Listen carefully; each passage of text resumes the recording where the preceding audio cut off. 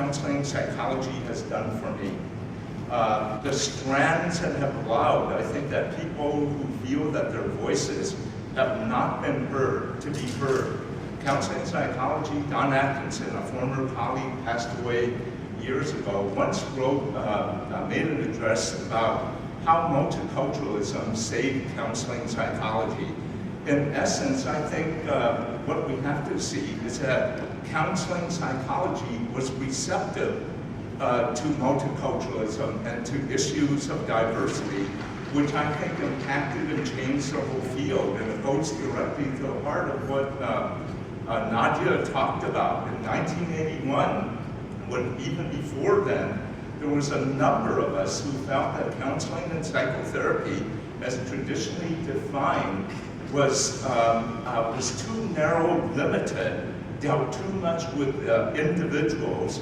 And in counseling psychology, I and a number of other people, A.J. Franklin, found a voice to express our concerns about the social, political nature of the whole field.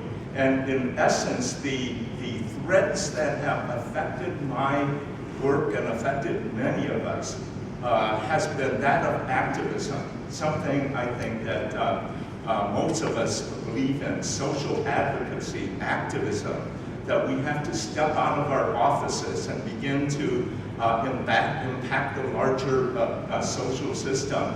Social change and institutional change are crucial because oftentimes these are the very forces that have caused difficulties and misunderstandings between individuals and people. And the third level is societal change, which oftentimes is very difficult for our doctoral students or graduate students to understand, and the importance of social policy in what we're seeing now is actions by the Supreme Court that is altering social policy to the detriment of the lives of people who are most disenfranchised in this society. So when I think about it, I did not feel the choice I had when I got my undergraduate degree was, do I want to go to clinical or counseling psychology?